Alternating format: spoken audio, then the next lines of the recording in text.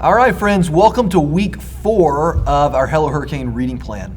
We've been talking through what it means for us to become people who don't allow the storm around us to become a storm within us. And we're going to wrap up this plan this week. We've been talking about this idea in Cornerstone on Sunday mornings, and we've been reading the Psalms in this month's reading plan. As we wrap it up today, we are going to be introducing our theme for this coming week, and that is how the Psalms can speak wisdom into our lives. There are a few Psalms that we could have picked, but what we're going to do this week, Monday through Friday, is we're going to read together the longest Psalm, which is Psalm 119. It's actually the longest chapter in the Bible. So we're going to read through that whole thing this week, and we want to set up this week's reading by talking about what it means to seek wisdom through the Scripture, and specifically through the Psalms. And I have with me this morning someone who plays multiple roles in my life.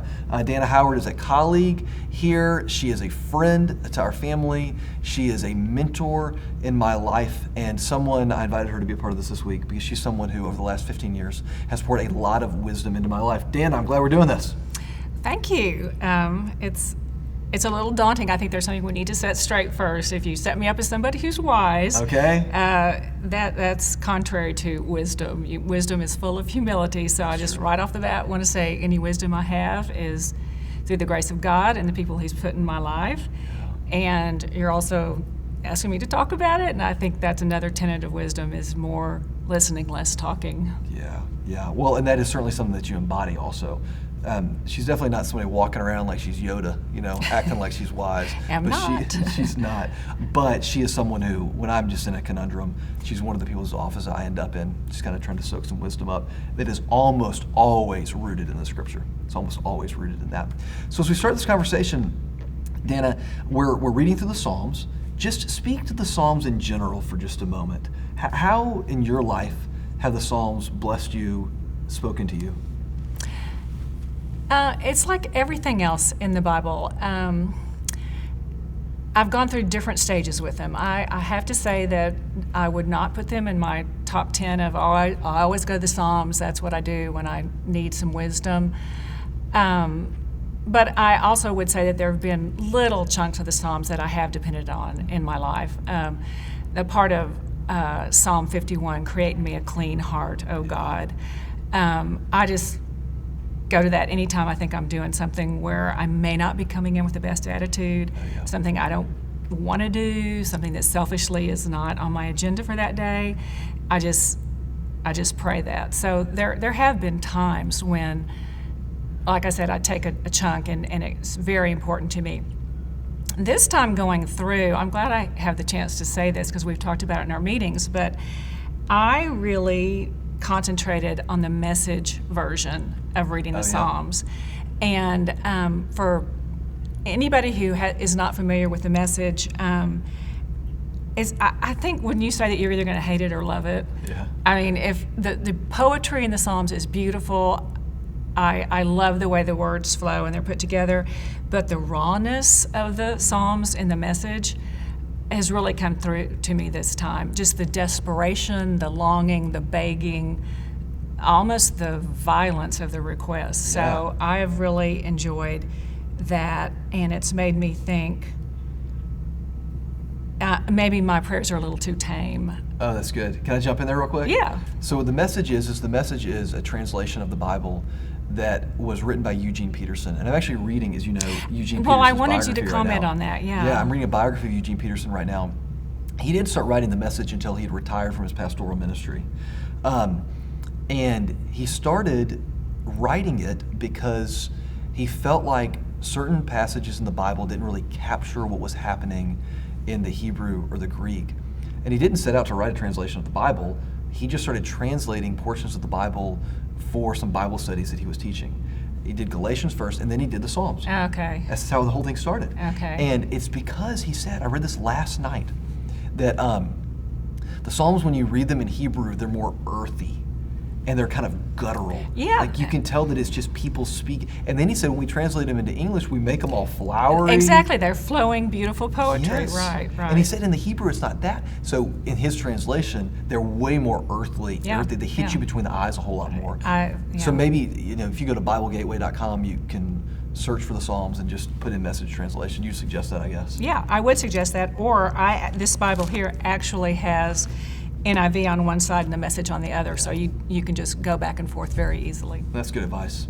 Okay, Psalm 119. We're reading this week. I'm going to open up my Bible to 119. Yep. Hopefully you've got yours. Check out 119. And I've just asked Anna to share just a few thoughts with us about what we're going to read this week. I think the first, I don't know, is it 6 verses, something like 9 verses? I mean, if you were lazy, you could stop there. I think that tells you everything. And if you'll allow me, may I read it in the Message version? It says, "You're blessed when you stay on course, walking steadily on the road revealed by God. You're blessed when you follow His directions, doing your best to find Him." That's right. You don't go off on your own. You walk straight along the road He set. You, God, prescribe the right way to live. Now you expect us to live it. Oh, that my steps might be steady, keeping the course you set. Then I'd never have any regrets in comparing my life with your counsel. That's good. That's good. I mean, what more is there to say? You've heard it said he wrote the book of life. This is an owner's manual. If you follow it,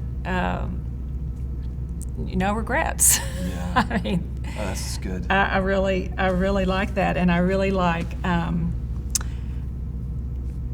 I liked several times he throughout this psalm he said,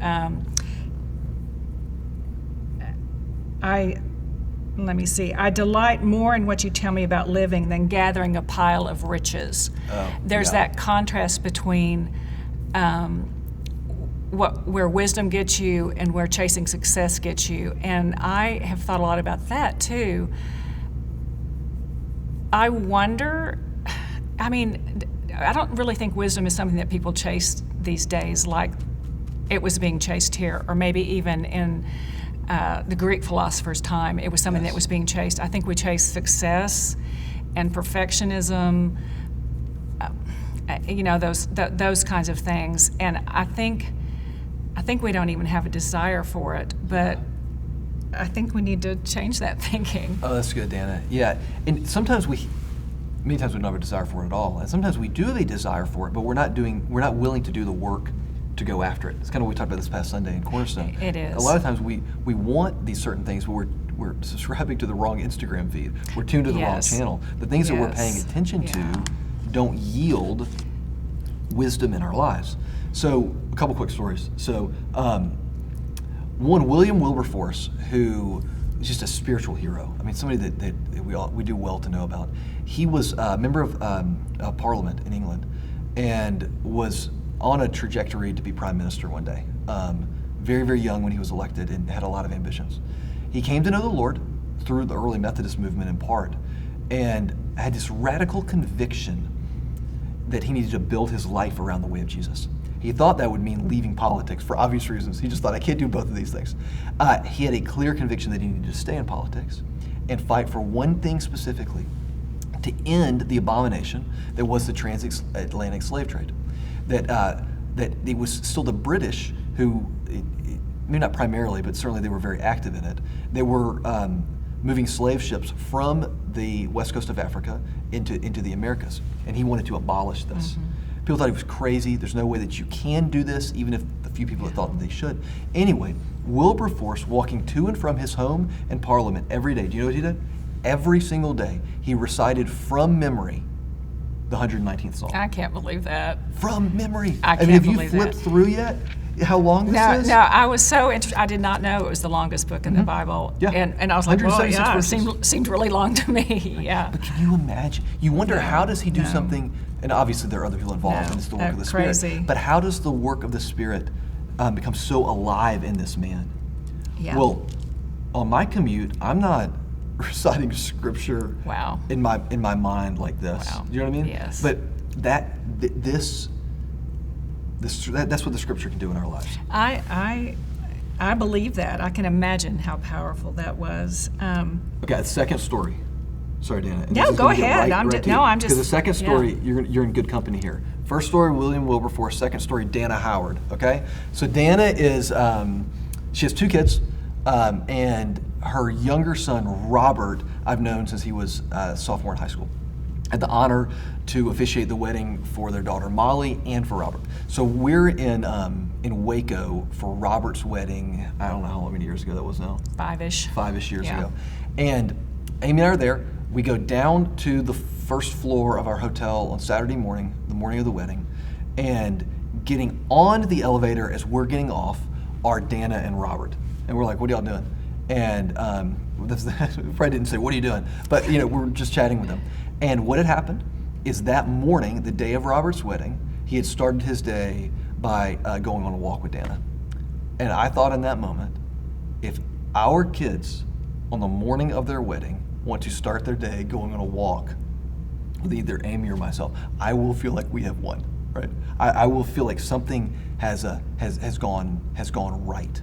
And it's just some of the fruit that I've seen from Dana's life, being someone who is rooted in the Scripture, rooted in seeking to do the right things, that it is unfolded into this really rich relationship that you have with your son and your daughter. So share with everybody just a little bit of, I've asked you before, how did you raise your kids to be the man and the woman that they are? And you've shared a little bit of that wisdom with me. Will you share with them a little bit of that? Yes, and I think it starts, and everybody can do this, it's just begging God to help me. It is not easy to raise children and know the right thing to do and have the right answers and have the energy and the stamina and not be influenced by everything else that everybody is doing. So you're just constantly begging God, help me, help me. I go back and read some of my journals. I sound like the psalmist now that I think about it, just like violently urging and begging and pleading.